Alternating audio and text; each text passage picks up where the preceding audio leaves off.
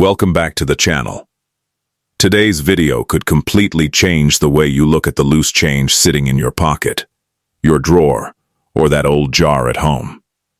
Because if you own these two quarters, the 1965 Washington quarter or the 1974 Washington quarter, you might be holding a coin that collectors are willing to pay serious money for. Most people think quarters are just worth 25 cents, but coin collectors know better.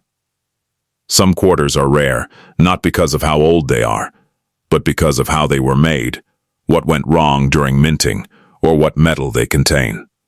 And the 1965 and 1974 quarters are perfect examples of that.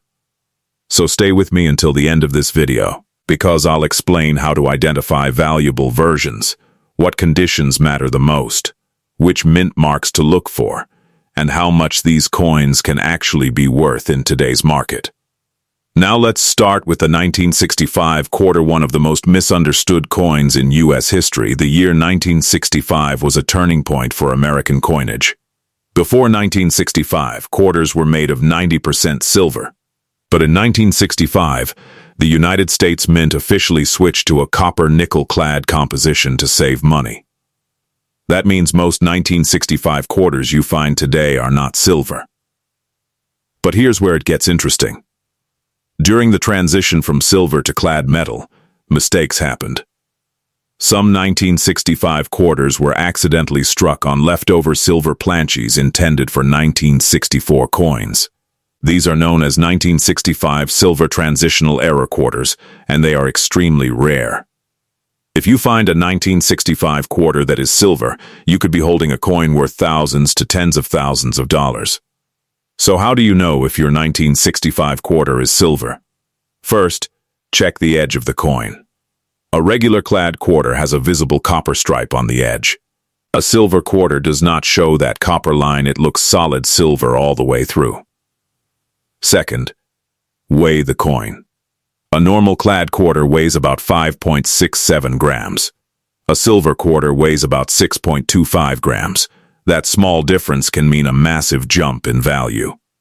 Third, listen to the sound. When dropped gently on a hard surface, silver coins make a high-pitched ringing sound, while clad coins sound dull. If your 1965 quarter passes these tests, you should stop everything and get it professionally checked. Because confirmed, 1965 silver quarters have sold at auctions for $7,000, $12,000, and even over $25,000 in high-grade condition. And that's not the only valuable version. There are also 1965 quarters with rare minting errors. Some have double die obverses, where the letters and numbers appear doubled. Others have off-center strikes, clipped planches, or wrong metal compositions. Even a strong double die error can push a 1965 quarter's value into the hundreds or thousands of dollars, depending on clarity and condition.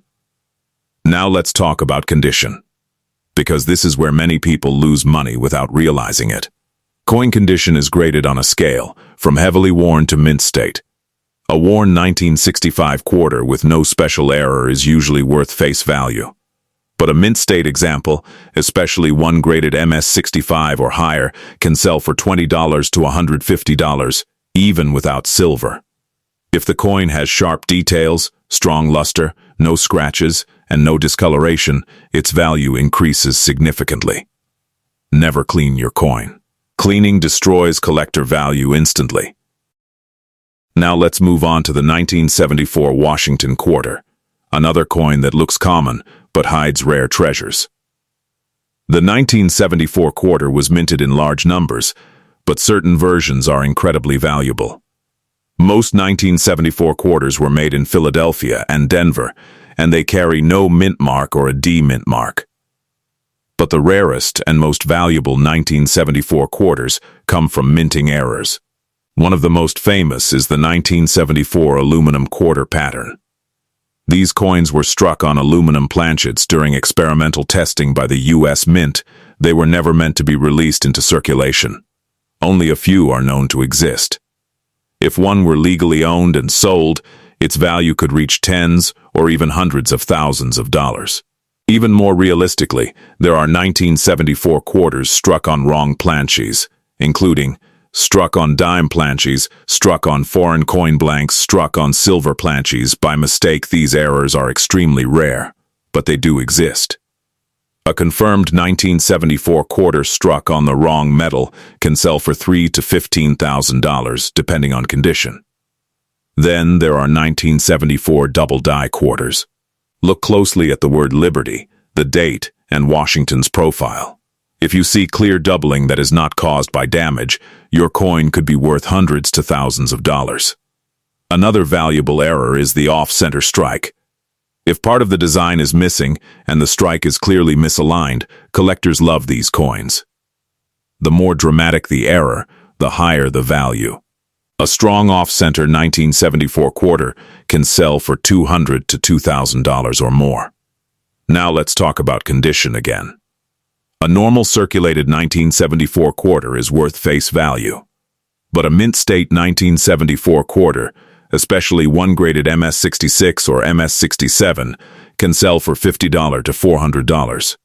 High-grade coins are difficult to find because most were heavily used in circulation. Coins with full details, strong shine, and no marks are highly desirable. One important thing to remember is that mint marks matter. The Philadelphia Mint produced coins without a mint mark. Denver coins have a D. San Francisco coins from this era were mostly proofs. Proof coins were struck with special dies and have mirror-like surfaces. A 1974 proof quarter in perfect condition can sell for $20 to $100, and more if it has rare cameo contrast or errors. Now here's the most important advice. If you think you have a rare 1965 or 1974 quarter, do not sell it immediately. First, weigh it. Second, inspect the edge. Third, use a magnifying glass to look for doubling or errors. Fourth, consider sending it to a professional grading service. Graded coins sell for significantly more because buyers trust the authenticity and condition. Collectors are always searching for these coins. Many people have found valuable quarters in pocket change, old collections, and inherited jars of coins. And that's why videos like this matter. Because the difference between 25 cents and thousands of dollars often comes down to knowledge. So before you spend that quarter, take a closer look. It might just be one of the rare ones. If you enjoyed this video and want more rare coin discoveries, make sure to subscribe to the channel, like the video, and share it with someone who collects coins or saves change. You never know, the next coin you find could change everything. And remember, your change might be worth a fortune.